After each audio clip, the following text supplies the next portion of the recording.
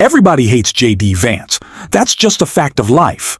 Honestly, it keeps me sane during these exhausting Trump years. But for JD, it's maddening. So maddening, it keeps chasing him out of town. Just this week, protesters wrecked yet another one of his vacations, and even his own employees can't stand him. And it's not just liberals who see him as a spineless coward. Plenty of Republicans are turning on him too, especially after his backroom moves in the Trump White House on the one issue that drives Trump the craziest. The Lincoln Project nailed it perfectly right here. Oops, Donald. You thought you sent JD Vance to talk to Rupert Murdoch about stopping the Epstein story. Well, that didn't work.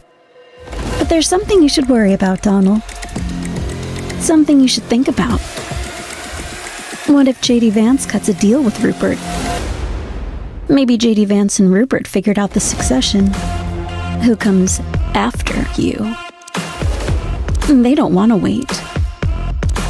Maybe they talked about when to start the 25th Amendment process to take you out. You should have sent Don Jr. or someone else that you could trust. Because you know JD Vance will tell anybody whatever it takes to get what he wants. And Rupert, he won't just listen to JD. He'll take action. And if JD and Rupert get their way, you'll lose, Donald. You'll lose everything. JD Vance has no morals, no principles, nothing of substance. He's obsessed with power for power's sake, not to advance a cause, just to advance himself. So would it shock me if he's been quietly trying to stab Trump in the back over the Epstein issue? Not at all.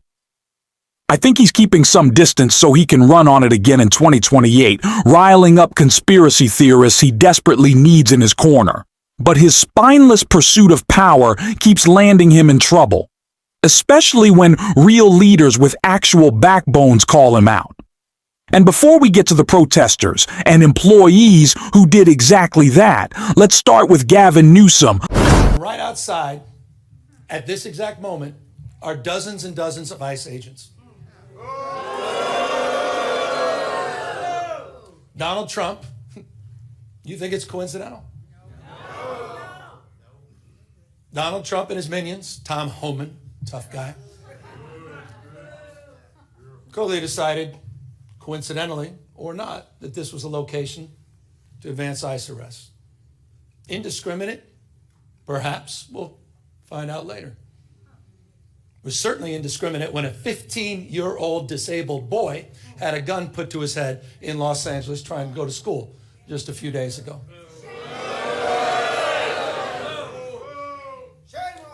I met with it. I don't need to belabor this, except I want to level set. People are scared. People are fearful. You had a United States Senator that was thrown down to the ground in a federal building. Alex Padilla. JD Vance's name is Alex Padilla, not Jose Padilla. That's the Vice President of the United States. There's another museum not so far away from us, talks about those 53 days. Some of you know what I'm referring to. Wake up, America. This is a serious moment. Wake up to what's going on. Wake up to the fear, the anxiety. Wake up to what's happening, not just here in Los Angeles, where we saw our streets militarized. We saw our due process rights thrown out the window. You heard the word disappeared. I think JD Vance knows he's a joke. I think JD Vance knows that his feckless little efforts to try to win Donald Trump's heart, try to play pretend tough guy, which he's not like JD Vance. Stop it. He tries to be tough. He tries to be macho. He tries to be an everyman, but he is just so out of touch. This is a guy who abandoned his hometown, abandoned the Midwest, ran away to Silicon Valley to take Peter Thiel's blood money from Palantir and all his other terrible tech ventures. He's just a shell of a person looking for power. And anyone can see that. including people who turned him away on his vacation. Staff mutiny forces pub to turn away JD Vance. The vice president had reportedly attempted to dine at a restaurant weeks after the venue hosted Vice President VP Harris. A staff mutiny forced the management of a plush British countryside pub to turn away JD Vance just weeks after the same venue hosted VP Harris. According to reports, the vice president had reportedly attempted to dine at the Bull, an early 16th century countryside pub with a Michelin bed bib, a prestigious award from the Michelin Guide that highlights restaurants offering excellent food and moderate prices.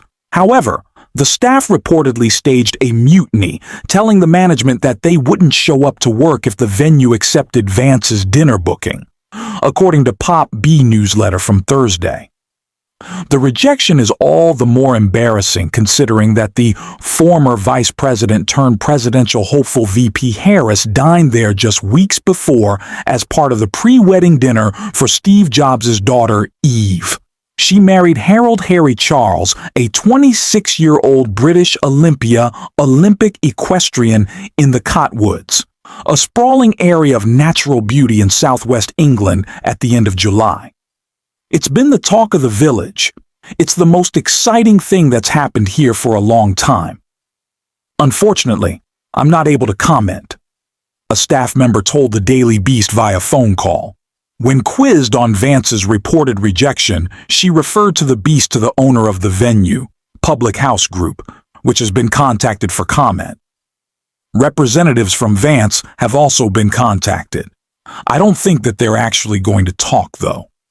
The dance against Vance protest, also in the area, was punctuated by placards dubbing him a war criminal and images of a meme that shows a bald and baby-faced JD. All over the world, JD Vance is a joke. If you're feeling despair or embarrassment over our so-called leaders, take some comfort in this. Everybody hates JD Vance. He's spineless, unlike real leaders like Gavin Newsom, who's actually fighting back against cowardly attempts to steal the midterms. Let's hear more from Governor Newsom. Missouri, where JD Vance went just a week ago, in Indiana, in places like Ohio, in places like Florida. We need to stand up, not just California. Other blue states need to stand up. We need to be firm in our resolve. We need to push back. So we're here in that light, and I'm grateful to have remarkable partners in the legislature. It's a tall task. We're asking them for 2/3 of a legislative consent, but this is the difference. This is the difference between what's happening in Texas and what's happening here in California. We didn't receive a phone call from the President of the United States to then quietly go in the back room and start drawing maps and legislatively try to jam them through against the consent of the people. We're doing precisely the opposite. We're working through a very transparent, temporary, and public process. We're putting the maps on the ballot, and we're giving the power to the people. This will be the first redistricting that's ever done that. That's the difference. We tried to raise the standards, and these guys are not playing by any set of rules. So this time requires us to act anew, not just think anew. And so I'm grateful to all of the remarkable leaders that have stepped up this unifying effort here in the state of California. And we'll be asking for the people on November 4th, a special election coinciding with a lot of local municipal elections, to provide a temporary pathway for congressional maps. We will affirm our commitment to the state independent redistricting after the 2030 census, but we're asking the voters for their consent to do midterm redistricting in 2026, 2028, and 2030 for the congressional maps, to respond to what's happening in Texas, to respond what Trump is trying to excite. And we'll do so in a way that also affirms our desire as a state to level the playing field all across the United States. We believe in a national independent redistricting framework. And we believe that's the right goal and the right thing to pursue. And I will just state for the fact, Zoe Lofgren, who runs our California delegation, She authored the bill. Democrats unanimously supported that National Independent Redistricting Commission. Republicans were nowhere to be found. They want to rig these elections, and they want the power that gerrymandering provides, because they know what Donald Trump knows. He's going to lose the midterms. He knows de facto his presidency ends in 17 months when Speaker Jeffries is back in office. He knows it. Why else would you try to rig the system? Why else would you make the phone call? He's a failed president. Who else sends ICE same time having a conversation like this? Someone who's weak. Someone who's broken.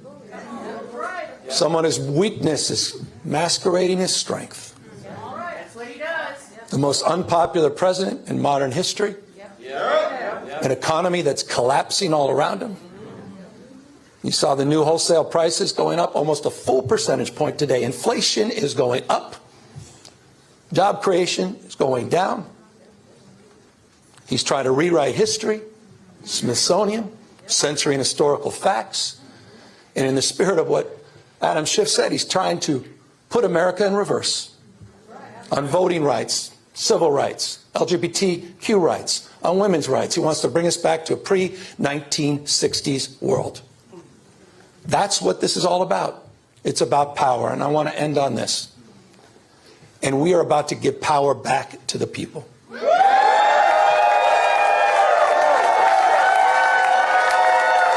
have, on November 4th in California, you have the power to stand up to Trump. You have the power to declare that you support a system that is not rigged. You have the power on November 4th to stand up for people that are being bullied. You have the power to stand up for people that are being intimidated. You have the power to stand up to the rule of law.